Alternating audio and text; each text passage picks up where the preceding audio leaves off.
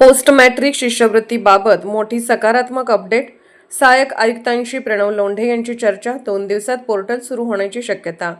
केंद्र शासनाच्या post matric शिष्यवृत्तीचे अर्ज भरूनही अनेक विद्यार्थ्यांची रक्कम अद्याप खात्यावर जमा झालेली नाही. त्यातच शिष्यवृत्तीचे पोर्टल बंद असल्याने विद्यार्थ्यांमध्ये चिंता निर्माण झाली होती. या पार्श्वभूमीवर PL मराठी न्यूजचे संपादक प्रणव लोंढे यांनी आज दिनांक 24 ऑगस्ट रोजी समाज कल्याण विभाग कोल्हापूर कार्यालयातील सहाय्यक आयुक्त यांच्याशी प्रत्यक्ष चर्चा केली. या चर्चेत शिष्यवृत्तीचे बंद असलेले पोर्टल, प्रलंबित अर्ज, विद्यार्थ्यांना भेडसावणाऱ्या अडचणी तसेच पुढील प्रक्रियेबाबत सविस्तर चर्चा झाली. यावेळी कार्यालयाकडून मिळालेल्या माहितीनुसार येत्या 2 दिवसात शिष्यवृत्तीचे पोर्टल सुरू होण्याची शक्यता आहे. तसेच विद्यार्थ्यांना अर्ज प्रक्रिया पूर्ण करण्यासाठी 2 महिन्यांची अतिरिक्त मुदतवाढ मिळणार असल्याचे सांगण्यात आले. याशिवाय नवीन पोर्टल सुरू करण्यासोबतच जुने पोर्टलही सुरू ठेवण्याबाबत सकारात्मक चर्चा झाली असल्याची माहिती मिळाली आहे. त्यामुळे शिष्यवृत्तीच्या प्रक्रियेत अडचणी येणाऱ्या विद्यार्थ्यांना मोठा दिलासा मिळण्याची शक्यता आहे.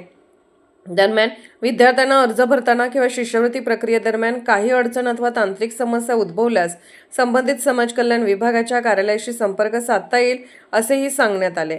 अनेक विद्यार्थ्यांनी अर्ज भरून काही महिने उलटले असतानाही शिष्यवृत्तीची रक्कम अद्याप जमा झालेली नाही.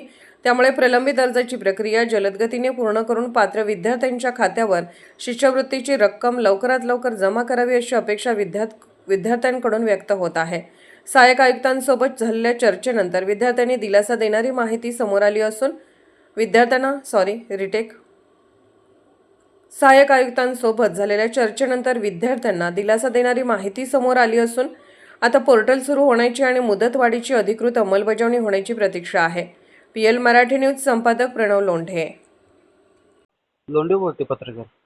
बोला की साहेब, आपलं जे पोस्ट मॅट्रिकचं जे पोर्टल आहे ना, पोस्ट मॅट्रिक पोर्टल शिष्यवृत्ती, हां ती पोर्टल बनण्यास 3.5 महिने झाले. आणि जे आपले पोस्ट जे पहिले जे फॉर्म भरलेत विद्यार्थी, त्यांच्या अजून शिष्यवृत्ती अजून जमा झालेली नाही. ऑगस्ट महिन्यात संपत आला सर. कुठले ह्याचे BA 3rd इयर सिनियर कॉलेजचे शिष्यवृत्ती पोस्ट मॅट्रिकचे पोर्टल सुद्धा बंद आहे. ते पोर्टल चालूच नाही आता. ऐका ना, चालूचं पोर्टल बंद आहे. आता चालूचा तो 3-4 दिवसात विषय होईल. MHDBT 2 म्हणून पोर्टल आलाय आता नवीन, हां आणि त्याच्यात ज्या त्रुटी आहेत त्या कळवलेल्या आहेत. पूर्ण राज्यालाच तो हे आहे. त्या 2-3 दिवसात सॉर्ट आउट होईल. का आता आज OTP यायला चालू झाले. आतापर्यंत हो OTP सर, बरोबर आहे. मग काय एक मिनिट ऐका की आता.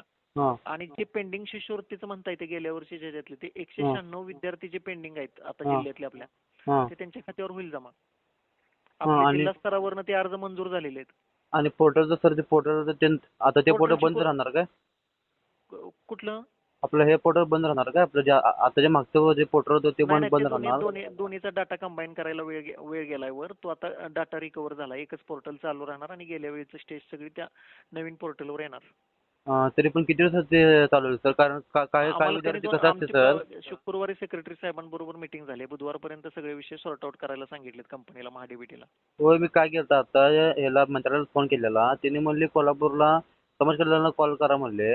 मग झालंय आमच्या स्तरावर. आयुक्त महोदया रोज आमचा तो जिल्ह्याचा ग्रुप आहे त्याच्यावर आता पण चालू आहे त्या MHDBTला येणाऱ्या अडचणीचं. हां 2 दिवसात विषय सॉर्ट आउट होईल. 2 डाटा दिवसात विषय होणार सर. मग तिथे आपलं पोर्टल चालू होणार का 2 दिवसात?